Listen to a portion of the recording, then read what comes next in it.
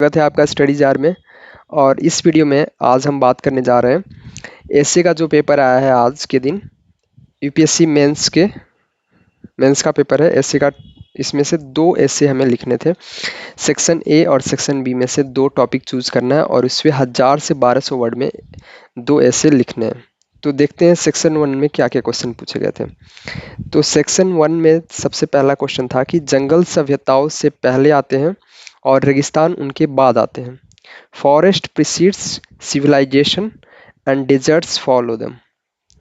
मतलब कि सिविलाइजेशन से पहले जो है फॉरेस्ट रहता है और उसके बाद सिविलाइजेशन आ जाने के बाद वो पूरा बंजर हो जाता है, रेगिस्तान बन जाता है।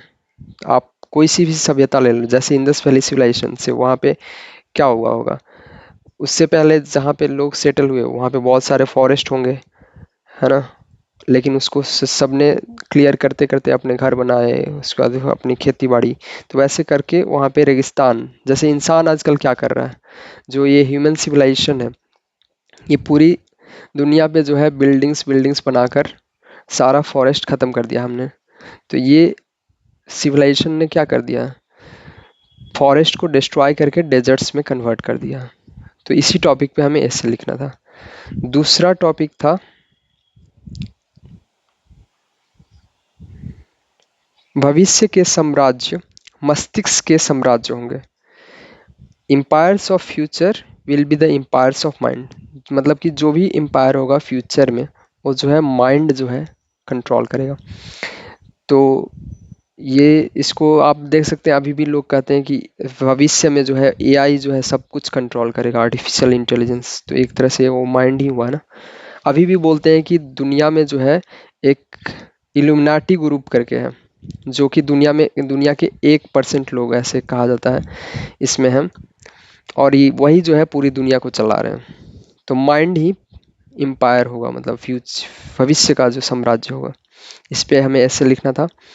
तीसरा टॉपिक था प्रसन्नता का मार्ग नहीं है, प्रसन्नता ही मार्ग है। There is no path to happiness, happiness is the path. इस पे लिखना है। चौथा क्वेश्चन है प्रश्न पूछने वाला ही विज्ञान का सच्चा सिपाही है। The daughter is a true man of science, है ना। ऑलवेज हमें क्वेश्चन करते रहना चाहिए, डाउट होना चाहिए, और उस डाउट को क्लियर करोगे तो यू आर फॉलोइंग साइंस। ये इसका कहने का मतलब है। इन 4 में से कोई सा एक टॉपिक चूज करना है। और अब आते हैं सेक्शन बी में। सेक्शन बी में पहला क्वेश्चन जो है वो है सोशल मीडिया युवाओं में छूटने का डर पैदा कर रहा है और जिसके कारण उनमें अवसाद और अकेलापन बढ़ रहा है। Social media is triggering fear of missing out, FOMO create कर रहा है amongst the youth and precipitating depression and loneliness। Depression और लोनलीनेस इससे पैदा हो रही है ना। हर कोई आजकल इंस्टाग्राम पे बहुत अच्छी अच्छी अपनी लाइफ बिता रहा है ना।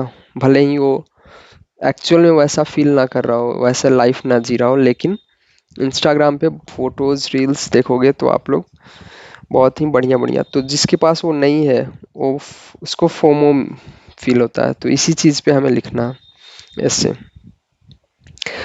दूसरा टॉपिक है nearly all man can stand adversity but to test a character give him a power.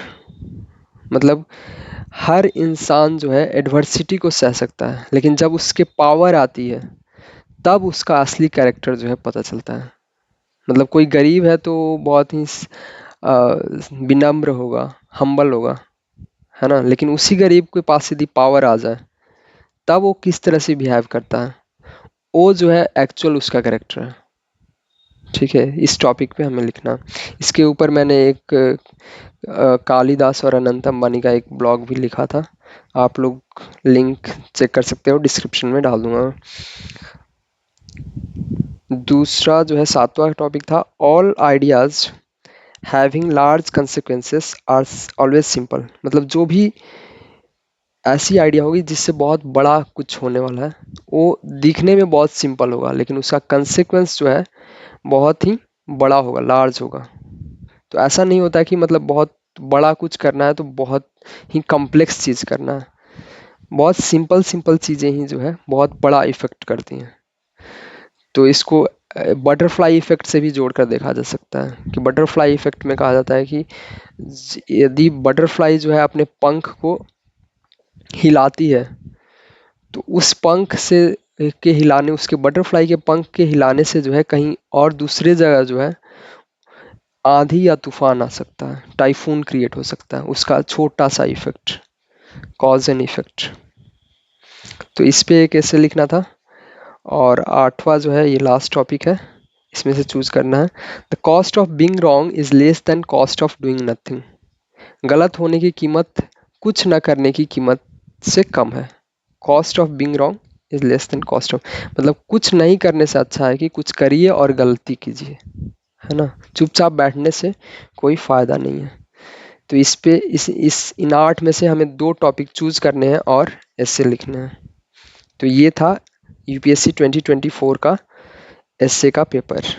Thank you so much. Please like the video and subscribe to the channel.